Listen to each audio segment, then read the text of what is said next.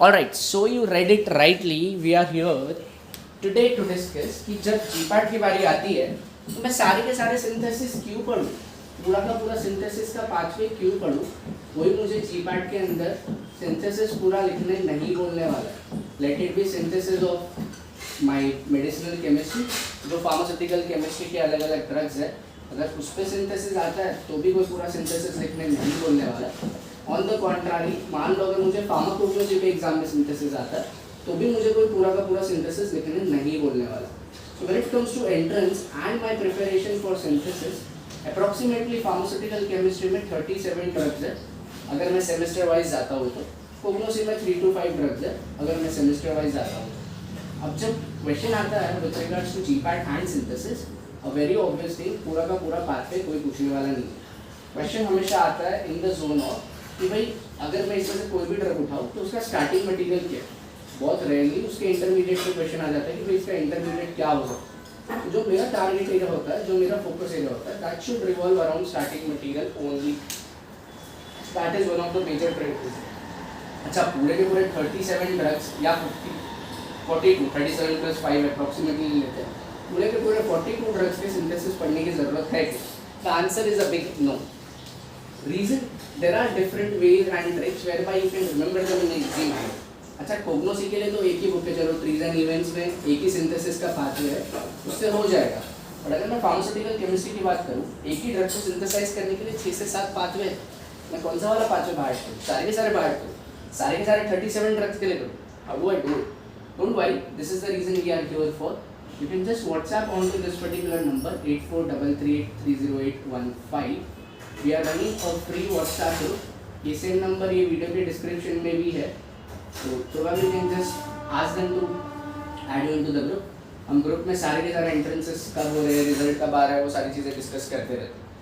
तो बेसिकली एक एग्जांपल ले लेते हैं कि भाई अगर मेडिसिनल केमिस्ट्री से ड्रग आता है सिंथेसिस के लिए, तो मुझे उसका स्टार्टिंग मटेरियल बिना पढ़े कब आ सकता है, अंडर विच सिचुएशन. याद रखना, not only GPAT, not only NIPER और एनी एंट्रेंस. मैंने बार बार मेरे बहुत सारे वीडियोज़ में बोला, जितने भी multiple choice question based exam होते हैं, ये सारे एग्जाम में my question doesn't and on question, my question ends on 4 options. ऐसा समझ लो कि अगर मुझे बोला गया है कि इसमें से स्टार्टिंग मटेरियल बताओ फॉर सिंथेसिस ऑफ डैप्सोन, तो अगर मुझे डैप्सोन का थोड़ा भी बैकग्राउंड स्ट्रक्चर पता होगा ना, अगर आपने इसको कॉन्सेप्चुअली लॉजिकली पढ़ा होगा, तो डैप्सोन का जो डी है that stands for di, dapsone का जो ए है that stands for amino, dapsone का जो पी है that stands for phenyl, and dapsone का जो लास्ट का पार्ट है दैट स्टैंड्स फॉर सल्फोर. तो अगर मैं डैप्सोन की स्ट्रक्चर की बात करूँ तो एग्जाम में क्वेश्चन नहीं किया रहेगा. एग्जाम में लोग से बोलेंगे starting material for synthesis of dapsone, तो डैप्सोन का स्ट्रक्चर नहीं देंगे तुमको कोरिलेट करना पड़ेगा कि डैप्सोन इसमें से कौन से मटेरियल से मिल सकता है. तो एक बार मैं पहले डैप्सोन का स्ट्रक्चर बना देता हूँ. This dapsone basically looks something like this. आपने ही उसका नाम बोला था that it is basically di amino. ठीक है, तो अमाइनो ये रहा, ये रहा दूसरा, ये रहा. You said di phenyl, di amino, you said di phenyl, ये रहा 2 फिनाइल, यू सेड सल्फोन, ये रहा सल्फोन. तो this is basically the structure of dapsone. मेरा जो एंड प्रोडक्ट है, जो 4 ऑप्शन यूज करके मिलना चाहिए, that should look something like this. Let's look at the 4 option in that case. पहला ऑप्शन है phenol plus chloroform plus acetic acid. दूसरा ऑप्शन है फिनॉल के बदले बेंजाल्डिहाइड, बाकी क्लोरोफॉर्म और acetic acid stage the same. तीसरा ऑप्शन है बेंजोइक एसिड, सबके 2-2 मॉलिक्यूल्स. ठीक है, बाकी का स्टेज एज इट इज. अब समझने का ट्राई करो, जीपैट में कोई भी तुमको पूरा का पूरा सिंथेसिस लिखने नहीं बोलेगा. अगर आपका IUPAC स्ट्रॉन्ग है और अगर आप ऑप्शन के स्ट्रक्चर्स को फाइनल प्रोडक्ट के स्ट्रक्चर से कोरिलेट कर सकते हो, जैसे हम सबको पता है that phenol looks something like this. Benzene पे OH इज फिनॉल. क्या मेरे को फिनॉलिक मॉइटी का कुछ भी लेना देना फाइनल प्रोडक्ट में?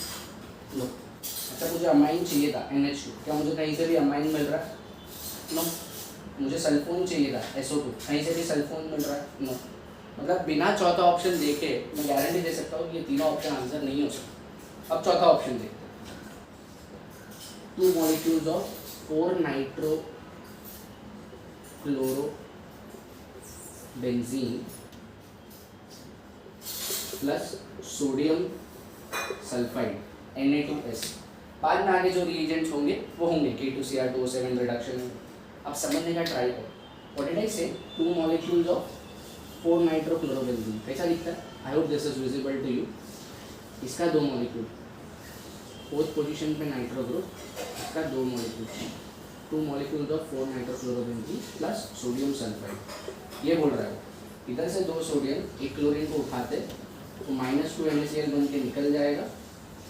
सल्फर जो है वो बीच में आ जाएगा जो चाहिए था। इसका 2 मॉलिक्यूल था, they both will go apart this way. You do reduction to convert this NO2 into NH2 जो मिल जाएगा। You do oxidation for the sulfur which will come in between and convert it into sulfur। अबे पूरा का पूरा mechanism तो ये कुछ नहीं है, इसका पूरा मैकेनिज्म का वीडियो यही चैनल पर कैन गो थ्रू।